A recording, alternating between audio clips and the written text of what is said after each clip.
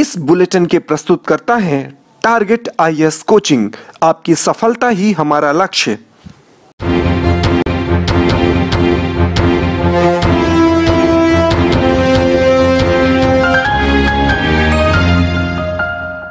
नमस्कार, आप देख रहे हैं रेवा दर्शन। मैं सचेता बघेल आपके साथ। आइए जान लेते हैं क्या है आज की प्रमुख खबरें। के ज्वेल्स में GIS की कार्यवाही। बारिश का पानी घरों में घुसने से लोगों की बड़ी मुसीबत। भाजपा मंडल अध्यक्ष के अत्याचार से गरीब परेशान और SP की सूझबूझ से बड़ी घटना टली। आइए अब नजर डालते हैं इन खबरों पर विस्तार से।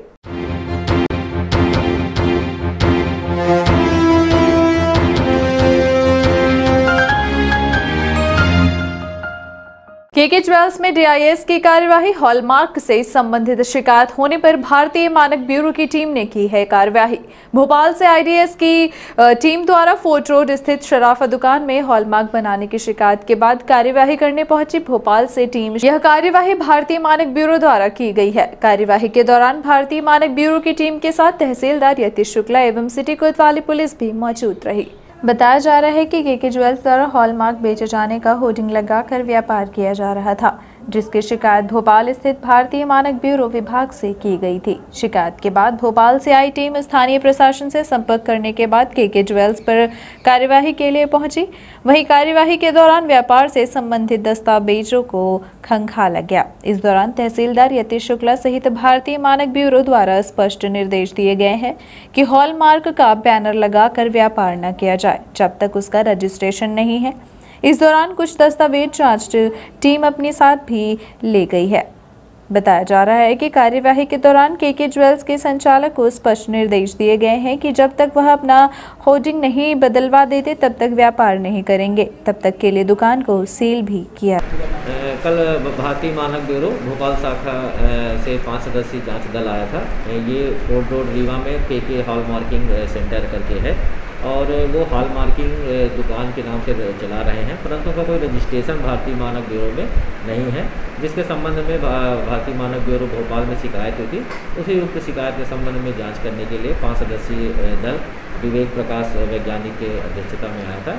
उन्होंने यहाँ पर के सेंटर में आकर जाँच की। जो भी उनके दस्तावेज उनको प्राप्त हुए हैं वो दस्तावेज वो लेकर के भोपाल गए हैं।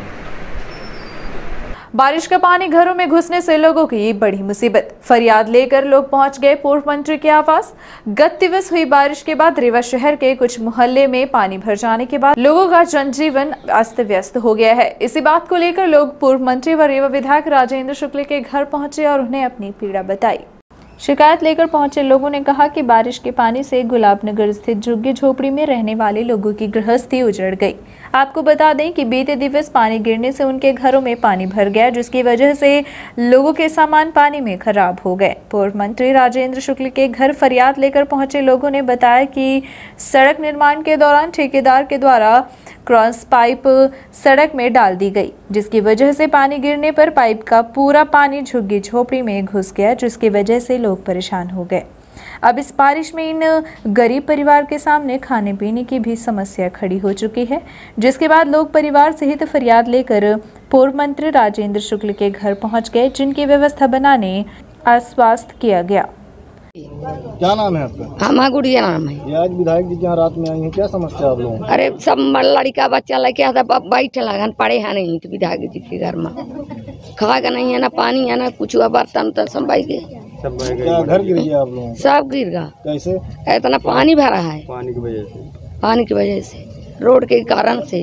विधायक जी ने क्या कहा? अभी मुलाकात हुई आपकी? विधायक जी ये कहीं नहीं हट जाओ। खाने पीने की कोई व्यवस्था? कौन व्यवस्था नहीं है दादा भाई। मामला ये है कि गुलाबनगर आशियाना गार्डन जो बना हुआ है वहाँ पे, तो ये जो रोड बन रही है, रोड की वजह से वहाँ पे ठेकेदार ने क्या किया है, ढोलक डाल दिया है, जो कि पूरा बहाव इन बस्ती की तरफ आ गया है। जैसे मान लीजिए छोटे छोटे बच्चों की डूबने का भी डर है और इन लोगों का तो पूरा सर सामान यहाँ तक खाने की जितनी व्यवस्थाएँ थी सब बह गई हैं।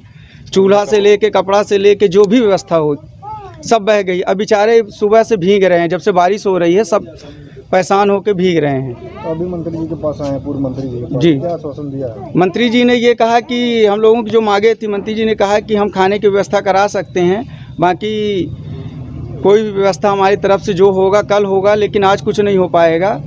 और सिर्फ अगर ज़्यादा नेतागिरी करोगे तो वो भी नहीं व्यवस्था होगी। आपको रहना है तो रहो, नहीं तो जाना हो तो चले जाओ यहाँ से। अब इतने बच्चे हैं, ये कहाँ जाएंगे रात में? अब क्या बताएं, विधायक जी ने तो ये कहा कि भाई आपको यहाँ नेतागिरी करनी हो तो ठीक है, नहीं करनी हो तो यहाँ से लेके चले जाओ, भाग जाओ यहाँ से। उन्होंने क्या मांगे, क्या हमारी मांगे ये हैं कि अगर ये नुकसान जो हुआ है तो कहीं ना कहीं शासन प्रशासन और ठेकेदार की वजह से नुकसान हुआ है। आप भी मौके पे जाके देख सकते हैं। तो जितना भी जो भी नुकसान हुआ है, जैसे इन्होंने अपनी झुग्गी या बस्ती जो भी बना के बेचारे गरीब यापन कर रहे थे अपना जीवन यापन, तो जिस तरह पहले था उसी तरह करके इनकी व्यवस्था बना के दे दी जाए। भाजपा मंडल अध्यक्ष के अत्याचार से गरीब परेशान, मंडल अध्यक्ष की जारी है सरहंगी। भले ही सरकार SC/ST कानून लागू कर अनुसूचित जाति जनजाति वर्ग के लोगों की सुरक्षा का दावा करती है, लेकिन इसका कितना लाभ लोगों को मिल पाता है इस घटनाक्रम से पता चलता है।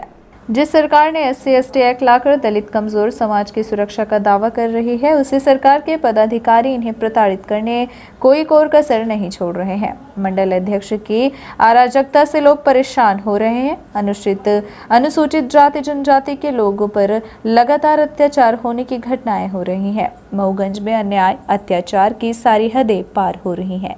जब सरकार में भाजपा अध्यक्ष राजेश वर्मा के जुल्म जाति का शिकार गरीब बेवश जनता के साथ ही उसी समाज के लोग हो रहे हैं, जिन्हें आतंक के साए में जीने को विवश किया जा रहा है। भाजपा और उसकी पार्टी के विधायक गरीब निम्न वर्ग के लोगों को भाजपा मंडल अध्यक्ष प्रताड़ित कर रहे हैं।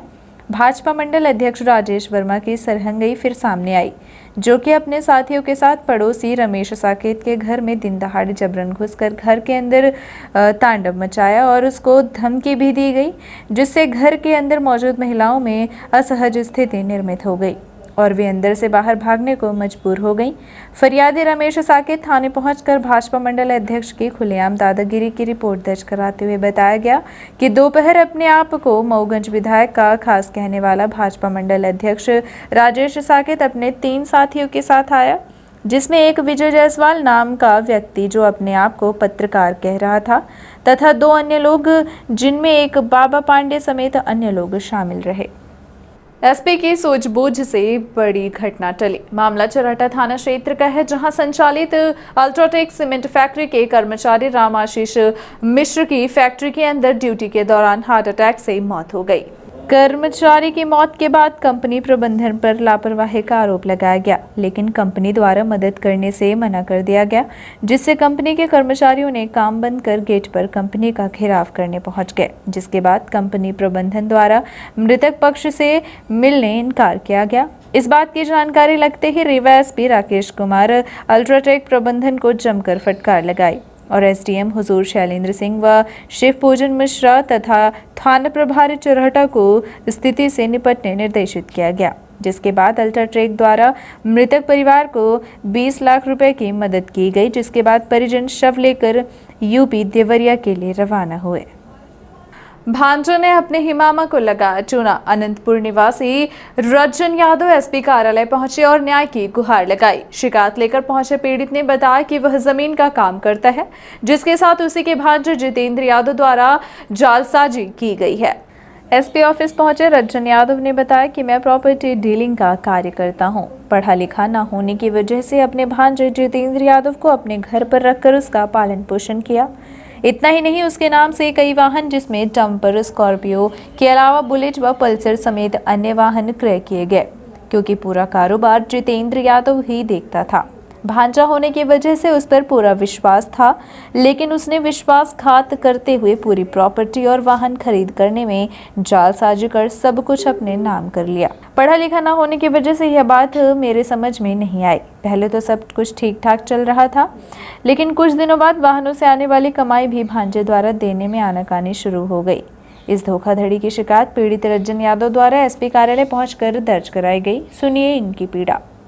तो 25 लाख रुपए का तो गाड़ी का हमसे ले गया कि 3 गाड़ी वो खरीदना है, 5-5 लाख रुपए जमा करना है। ठीक, फिर बोला अब हमको ये गाड़ी की किस्त जितनी थी पूरी आल टू आल नगद हमने दिए हैं उसको। अब वो देने के लिए अब मांगते हैं गाड़ी, कमाई के पैसा वैसा तो बेटा बाल बच्चे सब कॉलेज कर रहे हैं, पैसा चाहिए। बोलता तेरा है कहाँ पर ये तो हमारी गाड़ी हमारे पिताजी के नाम है, हमारे भाई के नाम है, हमारी है। चूँकि 3 गाड़ी अपने बाप के नाम पर आ चुका है, 3 गाड़ी अपने भाई के नाम पर आ चुका है, अन्य में जो है तो उसके नाम है। आप क्या चाहते हैं? कार्रवाई चाहते हैं? जी, कार्रवाई नहीं हो रही। कार्रवाई क्या चाहते हैं आप? कार्रवाई चाहते हैं कि हमारा पूरा सोना चांदी गाड़ी न्याय मिले, जो कि दो गाड़ियाँ बेच डाला। एक उस समय के ज़माने का 13 का बलकर बेच डाला 14 लाख का। ये थी आज की प्रमुख खबरें। आगे की खबरों के लिए बने रहे रीवा दर्शन के साथ। दीजिए हमें इजाजत। नमस्कार।